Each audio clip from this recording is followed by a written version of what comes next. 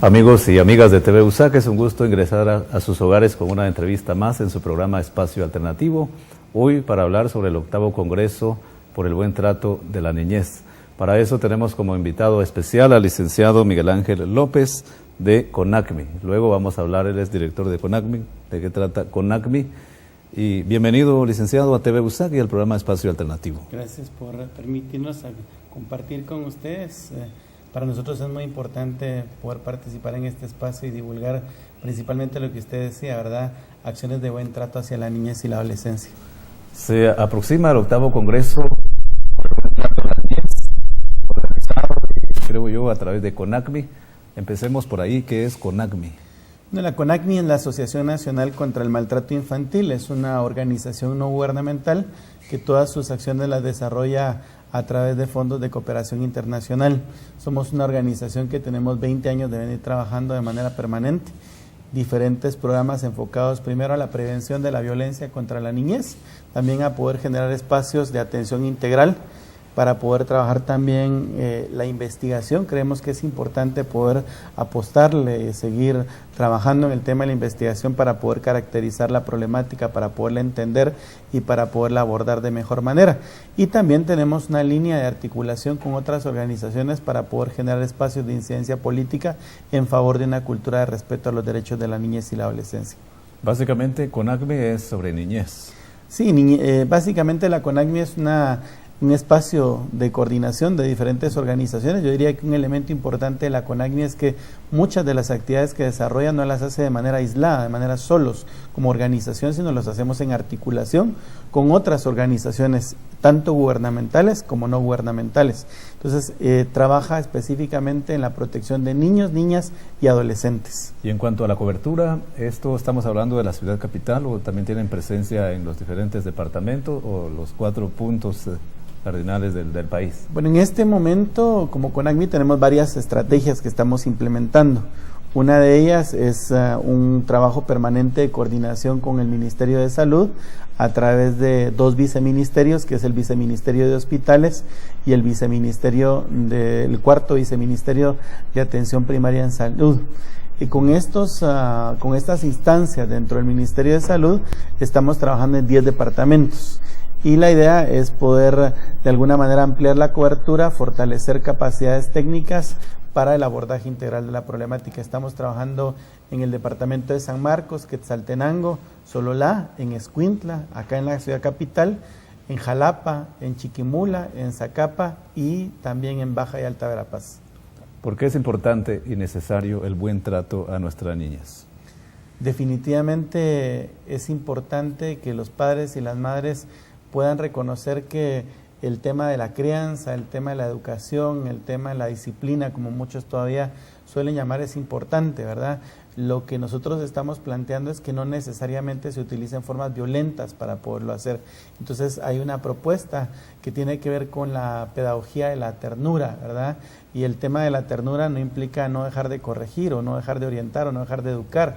Por el contrario, creemos que eso es fundamental. Cualquier padre, cualquier madre responsable lo hace. Entonces el tema de la educación con ternura lo que plantea es el poder reconocer al niño, a la niña como un sujeto, como un actor, como un protagonista, como una persona que merece ser respetada, que tiene derechos, pero que también tiene responsabilidades y que puede aportar en esa construcción de una cultura, yo diría, menos violenta.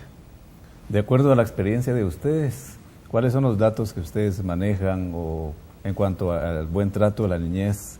¿Sí se da en la mayoría de los hogares guatemaltecos o en minorías? ¿Cómo está esa realidad guatemalteca en cuanto al trato y a nuestra niñez? Vean, nosotros hemos hecho algunas investigaciones y algunos sondeos. Nosotros tenemos un sondeo que es un sondeo que se realizó ya hace bastante tiempo, en el año 2008, ¿sí? Y este sondeo lo que nos indicaba era que lamentablemente de cada 10 hogares, en 7 de manera cotidiana, los niños y las niñas son violentadas de diferente manera. ¿Sí? No estamos hablando únicamente de violencia física, sino también estamos hablando de violencia emocional, que es la que muchas veces es más difícil de poder identificar, pero también es la que diría que deja una huella más permanente en la personalidad de cada niño o niña. Y también, por otro lado, el tema de la negligencia, que muchas veces no se reconoce necesariamente como una forma de violencia, ¿verdad? Entonces, estamos hablando de esto en este año, en lo que va de este año 2014, se ha podido identificar específicamente a través del sistema de información del Ministerio Público que se están reportando diariamente 19 casos de violencia sexual en contra de niños y niñas. Incluso si nosotros revisamos las estadísticas del Instituto Nacional de Ciencias Forenses, el INACIF, lamentablemente encontramos datos de evaluaciones forenses para poder determinar casos de abuso o de violencia sexual, como lo tipifica la ley, en niños incluso menores de 1 año. Y por otro lado, se está manejando un promedio de 21 casos de violencia. Esta violencia particularmente es violencia física, violencia emocional o violencia por negligencia. En ese sentido hay que destacar también que la violencia física que se da es una violencia que no necesariamente tiene que ver con coscorrón o con golpes, es la violencia que llega al extremo, que el niño o la niña tiene que ser llevado a un hospital, a un centro de la salud para ser atendido. Y las principales, yo diría, causas por las que los llevan tiene que ver, uno, con fracturas. Lamentablemente hay muchas lesiones que tienen que ver con fracturas incluso cráneoencefálicas, a veces hasta doble fractura cráneoencefálica por una situación de violencia ejercida por parte de la persona que está encargada del cuidado del niño o de la niña. Podemos encontrar también lamentablemente una gran cantidad de niños quemados, ¿verdad? Y cuando hablo de quemaduras, no necesariamente estoy hablando de quemaduras accidentales, sino que han sido quemaduras provocadas intencionalmente. Entonces, esto es importante poderlo destacar y por eso es que estamos trabajando tan de cerca, tanto con el Ministerio de Salud, con el Ministerio de Educación y con otras instancias, porque lo que queremos es fortalecer capacidades técnicas, no solamente para que se pueda hacer un esfuerzo para prevenir, sino también para poder detectar y para poder atender. Y yo diría lo más importante, para poder garantizar la protección de estos niños y de estas niñas, ¿verdad? Nosotros estamos trabajando a través de lo que se conoce como el protocolo de atención integral en salud con enfoque intercultural a niños y niñas maltratados. Este es un protocolo que nos permite, que nos posibilita a partir de indicadores poder identificar o diferenciar cuando un golpe es accidental, ¿verdad? Y cuando un golpe es provocado intencionalmente para poder corregir, para poder educar o para poder orientar, como plantean los padres y las madres de familia. ¿Y esta violencia o maltrato a la niñez es más en el área urbana o en el área rural? Realmente no hay un estudio que evidencie si es más la incidencia en el área rural o más en el área urbana.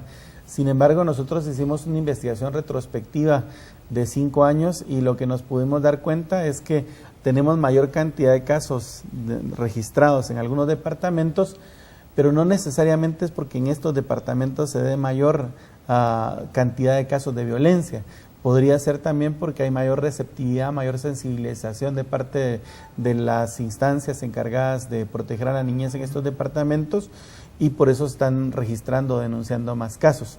Pero sí nos llama la atención que hay algunos departamentos que reportan mayor cantidad de casos, ¿verdad? Dentro de esos, en ese momento, en esa investigación retrospectiva, se evidencia el departamento de Zacapa, por ejemplo, el departamento del Progreso, como otros los departamentos que estaba reportando mayor cantidad de casos.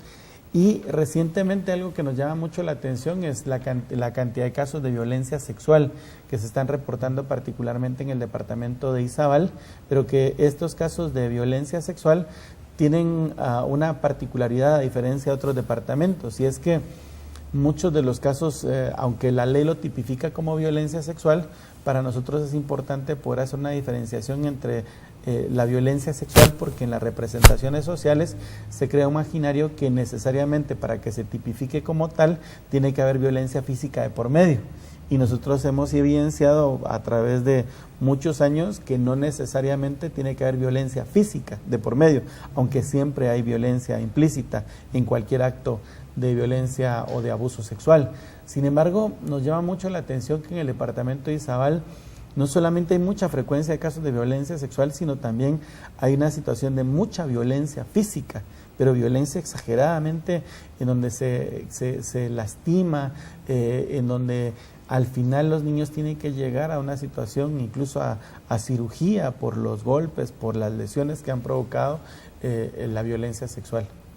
Bueno, en este caso de las violencias o la violencia en diferentes departamentos contra la niñez, ¿cuál es ahí ya la acción principal que ustedes como CONACMI desarrollan en diferentes puntos y suponemos en diferentes casos, ¿verdad? Como usted mencionaba, desde maltrato físico, emocional o psicológico y tantas formas de violencia? Bueno, nosotros desde la organización hemos promovido por mucho tiempo el tema de la prevención, ¿verdad?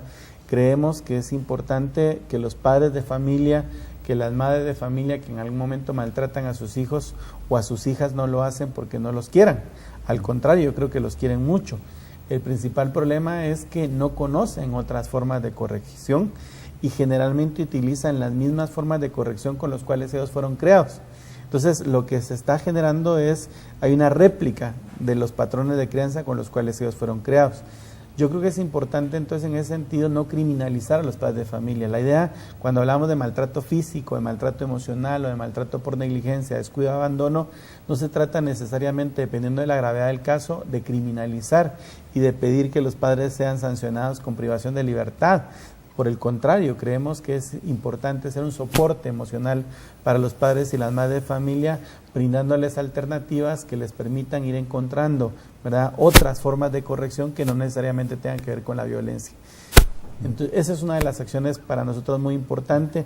Hay otras acciones de prevención, trabajamos con establecimientos educativos, con niños, con niñas, con padres de familia, trabajamos también incluso, hemos tenido muy bonitas experiencias de trabajo con la gente de la Policía Nacional Civil. En este momento estamos trabajando en algunas guarderías incluidas dentro de estos niños que están allí para cuidado diario en estas guarderías, pero que tiene que ver, por ejemplo, hemos trabajado con la guardería del Congreso de la República, hemos trabajado con la guardería de la Policía Nacional Civil, con otros espacios también, con algunas guarderías de la municipalidad, en el caso de la capital, pero también con centros de atención integral de la Secretaría de Bienestar Social en el interior. Para nosotros el tema de la prevención es un tema fundamental y hemos desarrollado campañas, hemos desarrollado también jornadas de sensibilización, bueno, muchísimas actividades en el tema de la prevención, y así podría argumentar también en el tema de la atención. Desde el año 2005 la CONACMI es la primera instancia que abre un espacio para la atención y la recuperación psicosocial de niños y niñas que han sido violentados. Entonces estamos atendiendo aproximadamente 160 casos al año de niños y niñas violentados que son referidos principalmente por instancias gubernamentales como el Ministerio Público, como la Procuraduría General de la Nación, como los juzgados de niñez y adolescencia, también de establecimientos educativos, en donde detectan casos de niñez o bien llegan casos porque son denunciados y los refieren con nosotros para que puedan recibir una atención individual, puede ser una atención grupal o una atención familiar. Para nosotros es un criterio fundamental que cuando recibimos un niño podamos atender también a los padres y las madres de familia. Y la idea es poder tener un proceso no solamente de atención en crisis, sino plantear un proceso de investigación del caso, un proceso de evaluación diagnóstica que nos permite establecer un panorama claro de qué es lo que vamos a trabajar con la familia y a partir de eso elaborar un plan de tratamiento, que lo que implica no es solamente brindar un par de sesiones terapéuticas o 5 sesiones terapéuticas, no. La idea acá es poder desarrollar todo un proceso de atención para la recuperación psicosocial. Cuando el maltrato es obvio, es justificado, ¿ustedes presentan la denuncia o solo acompañan asesorando a los niños o a los padres o quienes están detrás? No, creo que la ley plantea que cualquier instancia, cualquier persona que tenga conocimiento de un hecho, no solamente de un hecho consumado, dice la ley, sino también de un hecho en donde se sospeche que el niño está en grave riesgo, tiene la obligación de poner en conocimiento de las autoridades. Y la intención principalmente por la que se hace esto es garantizar la protección. Entonces nosotros como CONACMI, cuando tenemos conocimiento de algunos casos, como le digo, muchos de los casos ya vienen denunciados, que son referidos, pero también de algunos establecimientos educativos y otras organizaciones que son parte de un espacio de articulación y coordinación que nosotros tenemos de hace muchos años en este espacio. Más o menos participan unas 20 organizaciones que también nos refieren casos. Entonces, dependiendo de la gravedad, hay análisis de casos y se determina, bueno, el padre necesita atención, el padre lo podemos apoyar de otra forma, no necesariamente judicializando. En los casos particularmente violencia física o violencia por negligencia, lo hacemos. ¿verdad? Es decir, no necesariamente se denuncia, pero los casos de violencia sexual que nos refieren por otra situación, pero cuando los evaluamos se determina que hay abuso o violencia sexual, entonces sí hay un compromiso, hay una política institucional que determina que todos estos casos deben ser denunciados, aunque inicialmente no nos lleguen denunciados. ¿Considera que en la actualidad hay un repunte de violencia contra la niñez o es que existe más también la cultura de denuncia? Yo diría que hay una tendencia a plantear que en este momento hay más violencia. Yo, desde la experiencia que tenemos institucionalmente, diría que no hay más violencia. Simplemente creo que, como usted lo menciona, hay mayor sensibilización de la población, hay mayor conocimiento de los derechos de la niñez y de las instancias que pueden garantizar o buscar la protección, y por eso es que se ha incrementado considerablemente el número de denuncias. Sin embargo, yo creo que aún cuando se reconoce que se han incrementado las denuncias no responden a la realidad que se está viviendo. O sea, no todos los casos están denunciando. Incluso, lamentablemente, hemos encontrado una muy buena respuesta, es parte de lo que estamos apoyando. Hay desde el año 2011, a partir de un acuerdo ministerial del Ministerio de Salud, que es identificado como el 536-2011, un mandato para la conformación de comités de prevención y atención al maltrato en todos los hospitales nacionales, en todos los distritos de salud a nivel nacional, para poder detectar, para poder prevenir, para poder atender y para poder notificar también. En ese sentido, nosotros hemos encontrado que lamentablemente, aunque la gente del comité está trabajando, hay un compromiso muy evidente, también hay gente que no necesariamente está siguiendo los canales que debería seguir o los que establecen los protocolos, que es el tema del registro, porque muchos médicos principalmente tienen temor de poderse ver involucrados en procesos legales. Entonces, por ejemplo, llega un niño con una fractura y se atiende la fractura, pero no necesariamente se investiga cuál es la razón para poder ponerlo en protección. Lo mismo pasa con una quemadura, estamos hablando de quemaduras en algunos casos, yo diría que muy severas, ¿verdad? Y lo mismo pasa también en los casos de violencia sexual. Lamentablemente no se activa el sistema, y si nosotros en este momento acabamos de una actividad en donde vamos a conocer una serie de datos y lamentablemente podíamos identificar que instancias que tendrían que tener una coordinación efectiva, una coordinación permanente, no la tienen ni siquiera en el número de registros. Es decir, el Ministerio Público debería coincidir con la cantidad de datos que está presentando la gente del INASIF, pero no corresponden.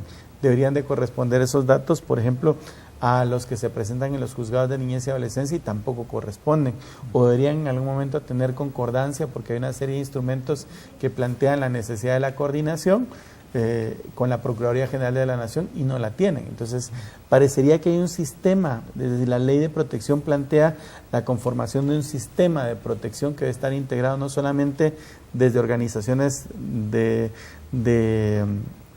encargadas de impartir justicia con todo el tema jurídico, sino también en instancias que tienen que ver con el tema de la protección social. Para nosotros es fundamental reconocer que mucha de la violencia pasa también porque no hay presupuestos adecuados. Guatemala es el país que menos invierte en la niñez.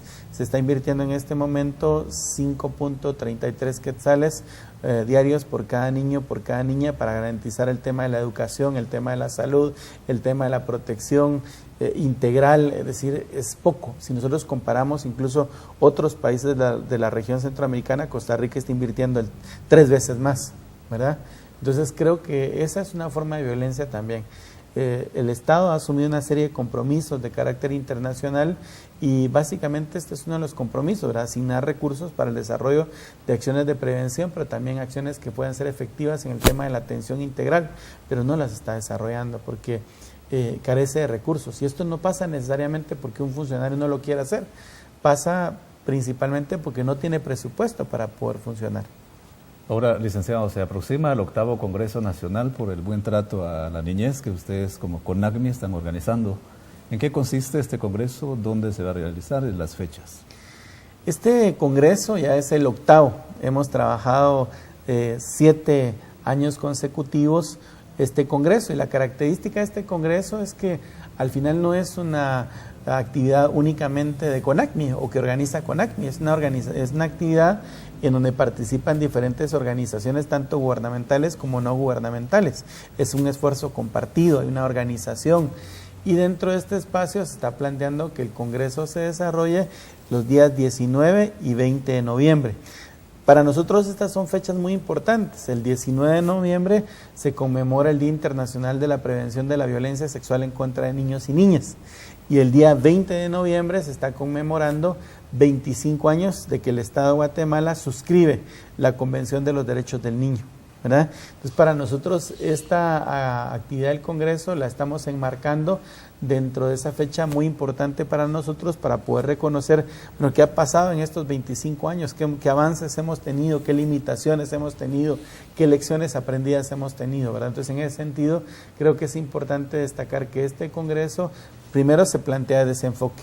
Otro elemento importante que queremos rescatar en este Congreso es que la cantidad de personas que participa, que en ocasiones ha sido de más de 400 personas, esos son grupos muy heterogéneos, porque es gente de las comunidades, viene gente de muchas comunidades que están involucradas en el sistema de protección social, como son las oficinas municipales de protección a la niñez, las comisiones municipales, las juntas municipales de protección, las redes de protección, los mismos COCODES, y también hay muchos estudiantes universitarios de medicina, de derecho, de psicología, de trabajo social, docentes universitarios, profesionales que trabajan. Entonces, como el grupo es tan heterogéneo, lo que nosotros estamos planteando es que se pueda tener durante la actividad espacios como plenarias, ¿verdad?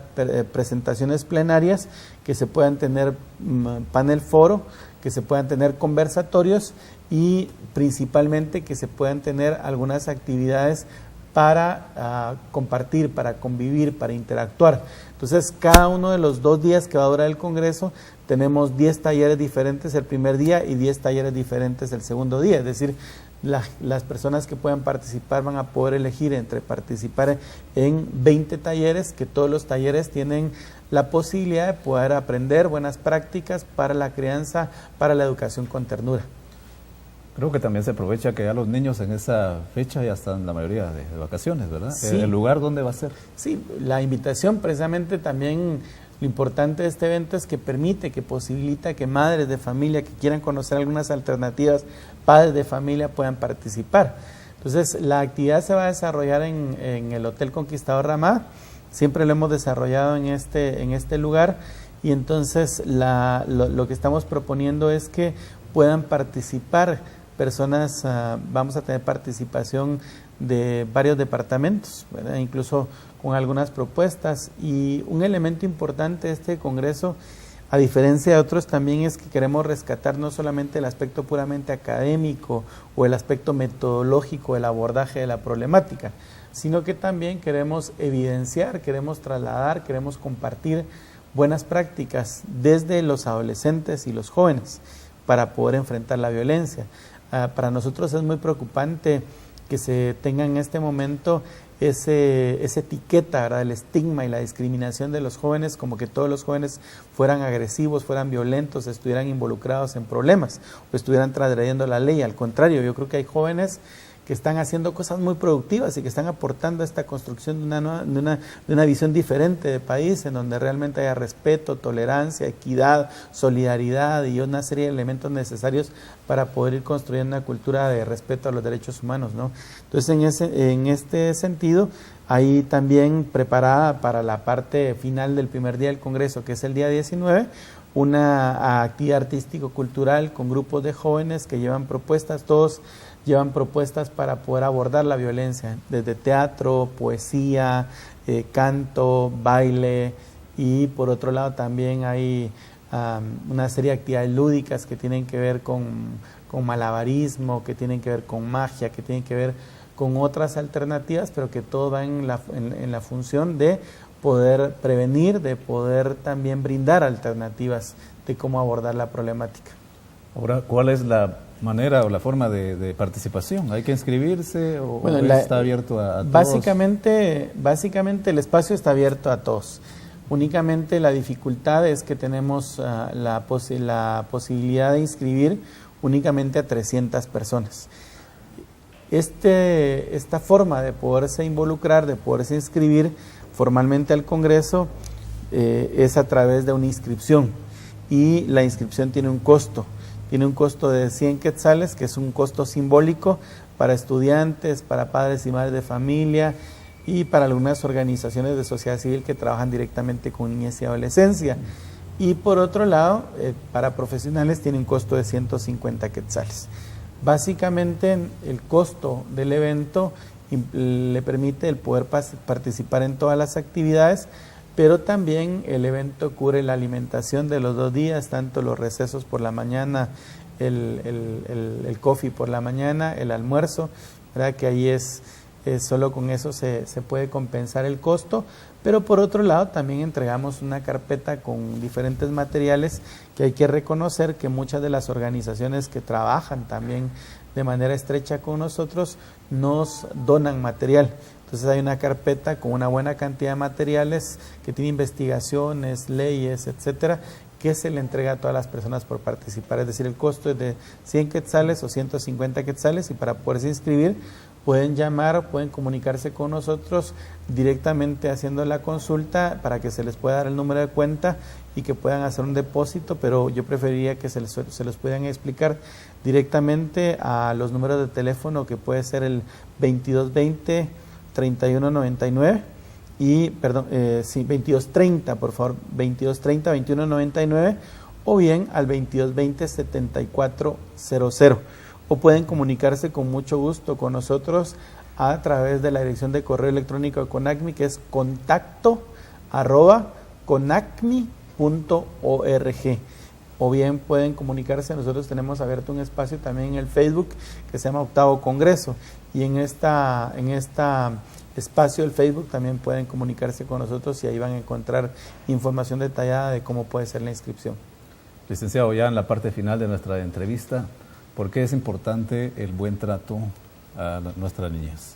Yo creo que es importante reconocer que la violencia contra la niñez también es un obstáculo para la consolidación de una cultura democrática, que no facilita espacios de organización, espacios de expresión, de participación, de identidad personal y colectiva y también de autonomía. Entonces, en la medida que yo pueda, como padre de familia, reconozco que cuando estoy en algún momento criando a mi hijo, cuando estoy educando con ternura, le estoy dando alas para que pueda desarrollarse de una manera diferente, para que pueda enfrentar el mundo en el que vivimos de manera cotidiana de una manera diferente, darle herramientas para que pueda desenvolverse en un ambiente que es lamentablemente hostil y violento, ¿verdad? Pero que podamos ir cambiando poco a poco desde la familia ese enfoque, y creo que estamos haciendo también un aporte a la construcción de ciudadanía, a la construcción de una cultura donde realmente se respeten los derechos humanos, una cultura democrática, en donde puede ser una cultura incluyente, una cultura tolerante, pero también una cultura que vaya en algún momento cambiando todas estas prácticas de violencia por la construcción de una cultura de paz. ¿Algo más que nos quiera agregar para finalizar la entrevista? Pues principalmente agradecerles a ustedes, siempre a TV USAC, que nos abre la posibilidad de poder compartir esta información, de que la gente tenga conocimiento no solamente del Congreso, sino de la problemática y de lo que puede en algún momento encontrar como alternativas a través de estas instituciones, ¿verdad?, que participan. Les agradecemos mucho y realmente hacen honor al eslogan que tienen, ¿verdad?, que es un espacio alternativo que brinda otras posibilidades para que las personas puedan ir construyendo, ir aportando cada uno desde su espacio también a esta construcción de una nueva Guatemala. Bien, licenciado Miguel Ángel López, director de CONAMI, a nombre de la Universidad de San Carlos de Guatemala, la Dirección General de Extensión Universitaria de TV USAC y de este programa Espacio Alternativo, también le agradecemos su presencia, el compartir estos datos y estos esfuerzos que hacen ustedes en pro de la niñez guatemalteca, y queremos esperarlo en una próxima entrevista. Así que muchas gracias. Y a ustedes, amigos y amigas, como siempre, agradecerles el favor de su atención y les esperamos en una próxima entrevista aquí en TV USAC, la televisión alternativa.